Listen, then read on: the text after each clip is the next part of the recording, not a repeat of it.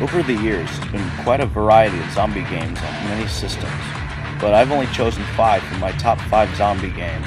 I hope you guys enjoy.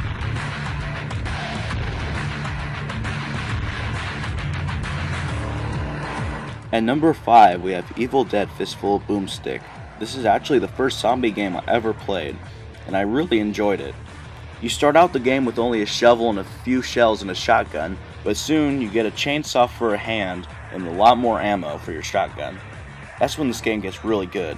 In the beginning it's kind of more of a puzzle, finding out where things are, but it's really fun down the line. The game takes place directly after the first one, Evil Dead Hail to the King, but both games take place in the movies Evil Dead, and if you haven't watched them, I highly recommend it. The character you play is named Ash. The voice is played by Bruce Campbell, the same actor who plays the character in the movies. In the movies, Ash loses his hand to a book called the Necronomicon. Replacing his hand with a chainsaw, it's up to him to stop the zombie apocalypse in the Necronomicon.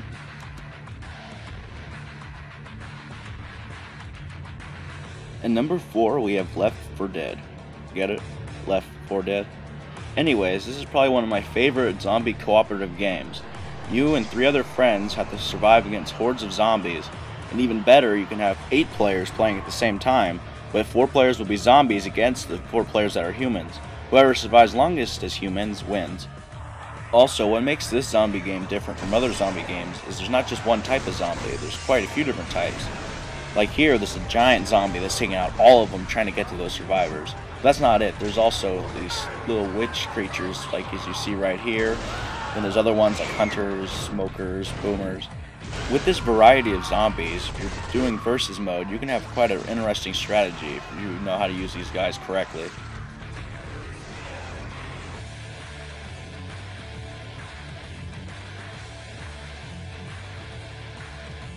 At number 3, we have Resident Evil 5. And yes, before you ask, I do like Resident Evil 5 more than Resident Evil 4, but only because Resident Evil 5 has cooperative gameplay, which is a lot of fun.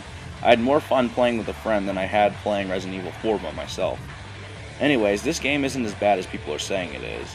I mean, it might be not as good in some ways than 4, but otherwise it's pretty decent. You choose between 2 different characters, Chris and Sheva. They both are on the same task force trying to stop this zombie outbreak.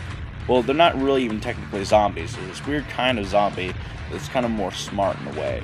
They know how to use weapons, and they know that they want to kill you. Basically, the story is about Chris and Sheva trying to stop a man named Wesker. Wesker plans to reshape the world in his own image using the zombie virus to take over the entire planet. So it's up to Sheva and Chris to stop this from happening. With secrets to be found and achievements to be unlocked, you'll probably be playing this game a lot if you get it or have played it. Not only is the story co-op, there's also mini games you can play with a friend, like Mercenaries or Versus Mode. But I believe Versus Mode you need to buy with some Microsoft points, but it's not too much. It's definitely worth the price, and especially since this game's so cheap right now, I highly recommend getting it. Made it this far.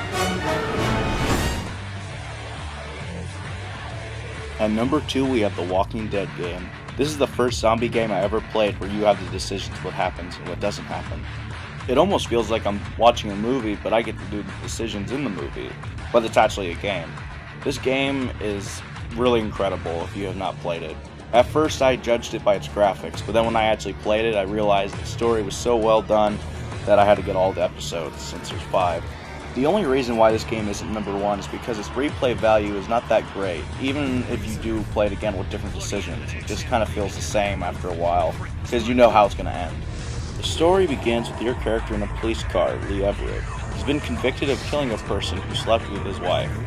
Once the police car crashes because of a zombie on the highway, he meets up with a little girl named Clementine. Together they meet up with some other people and they try to survive the zombie apocalypse. Alright, here we are guys, my number 1 favorite zombie game, Dead Rising. Dead Rising 2. Dead Rising 2 is my favorite zombie game of all time, only because it combines all my favorite things about zombies. It has the slow zombies, and you just go around with any item in the game, and you kill them with it.